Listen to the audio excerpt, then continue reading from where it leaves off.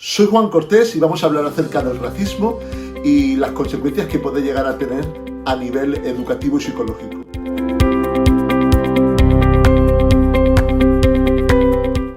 Para desarrollar este tema voy a contar con 4 invitadas muy especiales. 4 de ellas son alumnas mías que están cursando primero de bachillerato y una de ellas compañera en uno de los institutos en los cuales yo trabajaba.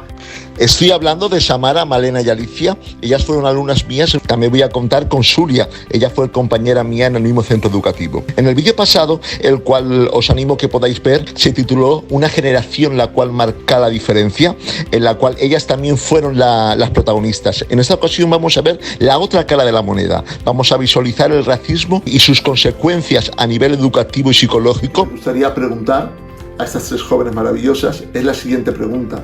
¿Habéis sufrido o habéis tenido racismo dentro de las propias aulas? ¿O incluso os han dado un trato distintivo vuestros compañeros o profesorado? Yo he venido de Zaragoza, del Actur, y he estado en varios colegios y en uno era multicultural, lo que significa que pues había un montón de gente de muchas etnias, y el instituto al que pertenecía a ese colegio clasificaba a los gitanos metiéndolos en un aula que se llamaba compensatoria, que de alguna manera privaba a los niños y niñas gitanos de seguir estudiando porque era como otro nivel más abajo, y para mí eso es discriminación. Lo bueno es que salimos de allí y vinimos aquí, y aquí pues no nos han discriminado ni nada parecido. Me han dicho muchas veces comentarios, pero yo no le he querido hacer caso. En el instituto no, en el colegio sí.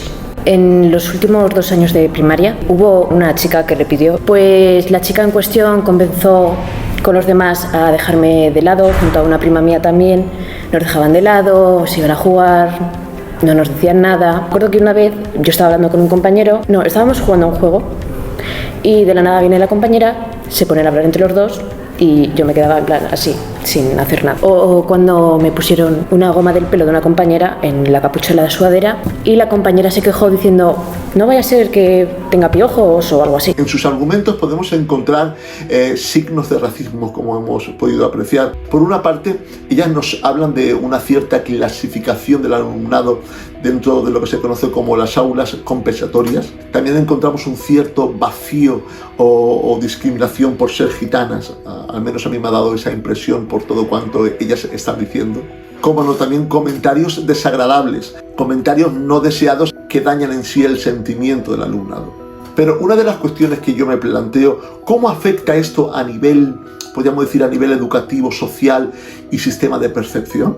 Antes de continuar con estas cuestiones, me gustaría contar con Zulia, donde ella, en calidad de profesora, nos dijera la impresión que tiene de todo cuanto estamos hablando. Adelante, Zulia. Yo, como profesora que me fui acercando a la educación, que empecé en una biblioteca, después ya más en lo que es la institución, en el colegio, después en el instituto.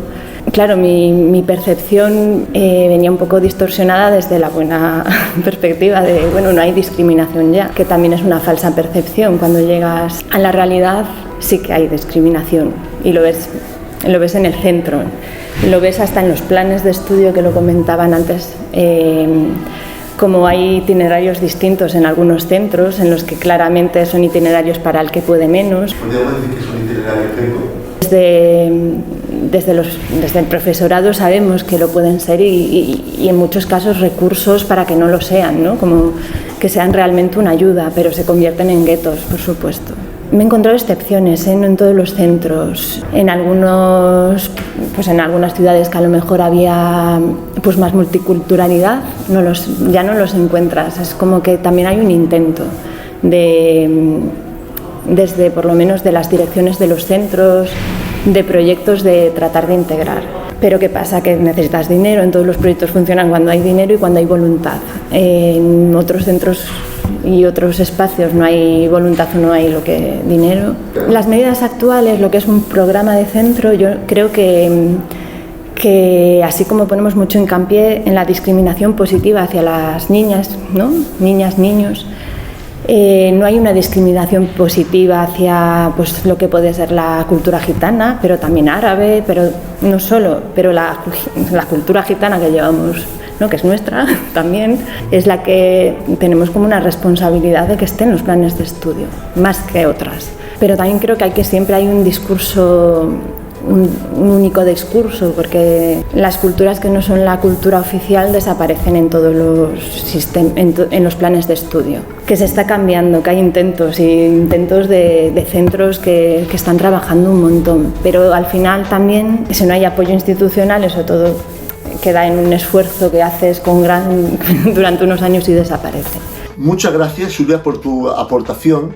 Antes de seguir, reconocer, como bien está diciendo Julia, que desde un tiempo a esta parte se está apostando de alguna manera por la inclusión y la integración dentro de las propias aulas. Cada vez más son los centros educativos que apuestan por la heterogeneidad dentro de las aulas. Esto hace romper las barreras sociales y prejuicios que se tienen sobre la sociedad minoritaria, que en este caso somos nosotros los gitanos. Pero hay que recordar que es un largo y costoso recorrido el que tenemos que enfrentarnos. Por ello quiero poner sobre la mesa la situación en la que se encuentra el alumnado gitano dentro de las aulas, o colectivos de alguna manera desprotegidos. Tengo que decir que cuando no se apuesta por la inclusión dentro de las aulas y se forman guetos, tales como las aulas compensatorias, esto puede tener de alguna manera un efecto contrario al deseado. La realidad, como bien decían ellas, es que existe una cierta discriminación. Por ello me gustaría profundizar sobre los efectos contrarios al deseado que puede originar las aulas compensatorias, que el fin es bueno, no hay duda alguna, pero como bien estamos diciendo, el resultado puede ser totalmente diferente al deseado. Una aula compensatoria, de alguna manera, está destinado para garantizar el acceso, la permanencia o la promoción en los estudios. Preferentemente está destinado para las minorías étnicas y para los inmigrantes, o para aquellas personas que de alguna manera tienen ciertos problemas socioeconómicos. No sé a vosotros, pero a mí me resulta una paradoja. Si son alumnos que precisan de alguna manera ayuda, ¿por qué se les estigmatiza y se le ve como diferentes desde el propio sistema educativo? Una de las preguntas que planteo: ¿con estas medidas se consiguen los resultados esperados o se potencia en sí el fracaso escolar? Dentro de los propios centros educativos podemos ver diferentes castas o diferentes clases sociales. ¿Cuál es el número de alumnos que logran promocionar con esta clase de medidas educativas? ¿Está haciendo estadística al respecto para saber cuáles son los resultados verdaderos con estas medidas? ¿O por el contrario se consigue el efecto contrario al deseado? Estas son cuestiones que pienso que se debe de plantear la institución educativa. Si no se obtienen los resultados esperados, algo está fallando, por lo tanto tenemos que poner otra solución al problema. Por supuesto que entran en juego diferentes variables, como vamos a ver a continuación. No tan solamente estamos hablando en sí de la institución, sino también podemos hablar de la poca implicación de los padres o el poco hábito de los alumnos. Podríamos decir que es una suma de variables que todo ello en su conjunto da lugar al fracaso escolar. Uno de los problemas asociados a la problemática que estamos hablando es la baja autoestima. No hay que olvidar que cuando se tiene una baja autoestima te condiciona a la hora de poder actuar, y esto hace que tengas un autoconcepto tuyo totalmente sesgado, es decir, totalmente erróneo. Un concepto de nosotros mismos distorsionado de aquello que soy y de aquello que puedo llegar a conseguir. Es más, se potencia la marginalidad. Es obvio que como el resultado final es el fracaso escolar. Una de las cuestiones que quiero lanzar: ¿inclusión es compatible con segregación? Pero resaltar que hay centros educativos que apuestan por la igualdad de trato y están luchando para que todo lo que estamos hablando no suceda. Otra cuestión que ellas nos hablan es el trato distintivo que dan el propio alumnado dentro de las propias aulas. Está muy de moda hablar de bullying, pero me atrevo a decir que cuando el alumnado, ya sea gitano o no vamos a generalizar, recibe esta clase de trato, en sí lo que está sufriendo es un acoso escolar, porque no deja de ser un comportamiento violento a nivel verbal, físico, psicológico, con todo lo que ello supone. Pero ¿por qué no se ponen medidas oportunas al respecto? Si en sí lo que estamos hablando es una clara definición de lo que es acoso escolar, el por qué no se están poniendo medidas. Pienso que deberíamos concienciarnos más de esta problemática. Decir que en estos días hemos recibido una grandísima noticia: por fin será considerado delito de odio dentro del Código Penal el antigitanismo. Es decir, la Ley de Igualdad de Trato tipificará como delito de odio el antigitanismo. Creo que esto es digno de celebración por la gran cantidad de persecución que a lo largo de la historia han sufrido los gitanos. Pero vamos a quedarnos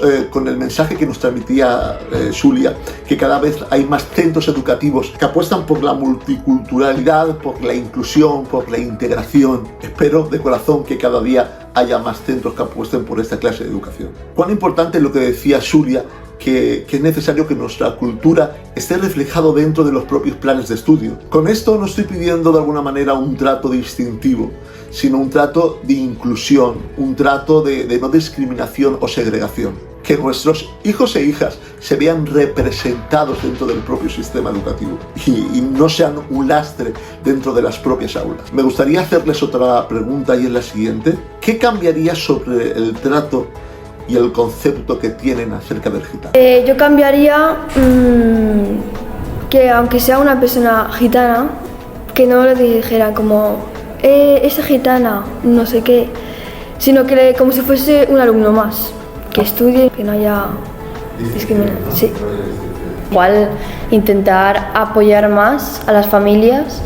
Se tienen una imagen del gitano y de los gitanos un poco distorsionada. Siempre atribuyen a los gitanos a prejuicios y eso al fin y al cabo es racismo, está y no va a dejar de estar nunca. Es cierto que de alguna forma se está empezando a visualizar más, pero sigue estando y hay que cambiar. No sé qué cambiaría exactamente, porque por mucho que cambiemos las cosas podría haber seguir gente que siguiera con la perspectiva mala hacia los gitanos. En plan, la gente seguiría ahí por mucho que cambiara yo cosas. Voy a hacer un resumen sobre lo que ellas nos han dicho. Por una parte, ellas dicen que es necesario que no nos vean como diferentes. También ellas resaltan la necesidad de un mayor apoyo a las familias. También nos hablan sobre la necesidad que no tengan una imagen distorsionada del gitano. Asimismo, que se eliminen aquellos prejuicios que se tienen sobre nosotros. Pero me quedo con una de las aportaciones que me ha impactado mucho, y es la siguiente: esto no va a cambiar nunca. Frase que de alguna manera yo también comparto, pero no sé a vosotros, pero a mí me causa una cierta pena que personas tan jóvenes y con este futuro venidero maravilloso asuman la discriminación y el racismo como algo perpetuo, como algo duradero en el tiempo. No sé a vosotros, pero a mí esto me causa una gran pena. Yo no sé vosotros, pero yo pienso que algo debemos de hacer al respecto. Pienso que eso ha de cambiar. Por supuesto que los gitanos también debemos de poner de nuestra parte, no solamente la sociedad mayoritaria, sino nosotros también tenemos que tener la iniciativa del cambio e intentar abolir aquellos prejuicios que la sociedad tiene sobre nosotros. Una manera de poder hacerlo es el comportamiento que está teniendo Samara, Alicia y Malena, implicada en los estudios, con objetivos claros, con mira de poder alcanzar nuevas metas, tanto laborales como académicas. Y me gustaría seguir preguntando a Xulia, ¿cuál es tu experiencia como profesora dentro del alumnado gitano? Como profesora, mi percepción, pues no sé, cuando entras a un aula, pues tus percepciones y prejuicios no pueden estar ahí. Entonces es lo que te muestran cada niño, cada niña, lo que son, de dónde vienen y a dónde van, porque son todos muy distintos y ya está. Por ejemplo, yo como experiencia docente, pues una anécdota, ¿no? De entrar en clase, primer día, no los conoces y ya llevamos haciendo unas tareas y un grupo de niños y niñas que no quieren hacer las tareas. Pero bueno, ¿por qué? Pero profe, si somos gitanos, no sé. Pues esa aceptación y asimilación de que no vamos a hacer las tareas porque somos gitanos con 12 años, viene de antes.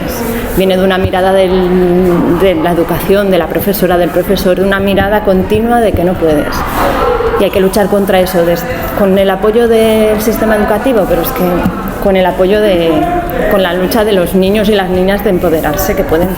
En el argumento de Xulia, ella nos habla acerca de aceptación, asimilación y de miradas de la educación. Aquí nos toca hablar de dos conceptos muy importantes. Por una parte, lo que es el efecto halo, y por otra parte, lo que es la profecía autocumplida. Vamos a empezar a hablar acerca del efecto halo. Tiene que ver con la impresión y percepción que vamos a tener sobre alguien, y esto va a afectar al trato que yo le voy a dar a esa persona. Y por consiguiente, influye en el resultado final de su conducta. Una de las consecuencias malas de este efecto es que juzgamos a partir de las primeras impresiones. Por lo tanto, no se le da a esa persona la oportunidad de mostrar sus valías, conocimientos, destrezas, etc. En psicología, cuando hablamos acerca de este efecto, de alguna manera podemos hablar de un sesgo cognitivo en el que la percepción que tenemos sobre una persona es influenciada por una serie de rasgos. Por ejemplo, una persona simpática y guapa, esperamos de antemano que va a obtener unos buenos resultados, y una persona con un mal aspecto físico, esperamos de alguna manera un mal resultado de su trabajo o su manera de actuar. ¿Por qué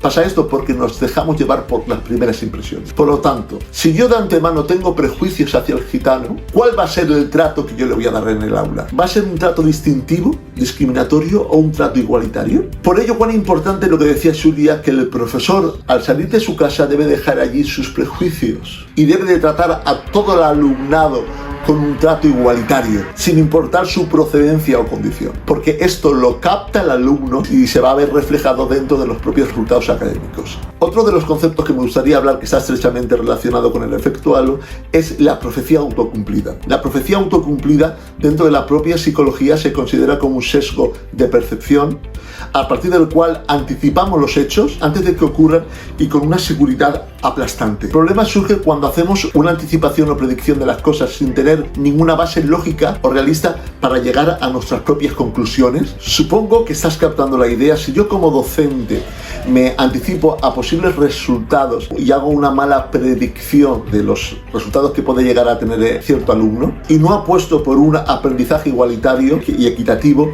el resultado va a ser obviamente desastroso. Esto pasa muchas veces dentro de las propias juntas de evaluación, incluso hasta las iniciales, donde se parece a una verdadera inquisición, donde los profesores incluso sentencian a los alumnos al principio del curso bajo las impresiones las cuales han tenido, haciendo una cierta predicción sobre los resultados que van a tener a lo largo del curso en sí, porque se anticipan a los posibles resultados académicos y eso de alguna manera va a incitar a que esto se lleve a cabo. Yo puedo contar en cierta ocasión, estando en una de esas juntas de evaluación, una de las profesoras empezó a hablar acerca de una alumna, en concreto esta era gitana, y dijo una expresión que a mí me rechinó y de alguna manera me provocó una cierta ira. Y fue la siguiente: esta profesora dijo, esta alumna es demasiado gitana, con una connotación negativa. Yo no tuve más remedio que levantarme en medio de la reunión, en medio de la junta de evaluación, y pedir explicaciones de lo que estaba diciendo esta profesora.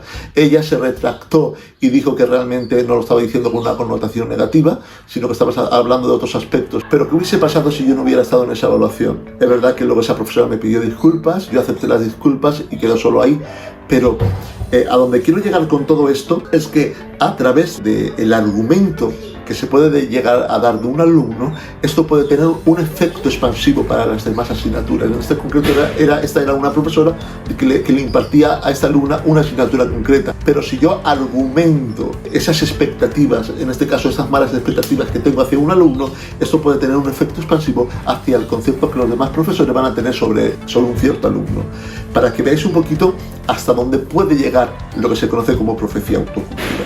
Muchas gracias Julia, Malena, Alicia, Samara por vuestras aportaciones. La verdad que me ha sido de gran ayuda y me he sentido dichoso de alguna manera de poder contar con vosotras. Y nos vemos en siguientes vídeos con temas de interés y actualidad. Si es posible, suscríbete y darle a la campanita para recibir notificaciones de los próximos vídeos que voy a lanzar. Y sin más, espero que os haya sido de ayuda y hasta la próxima.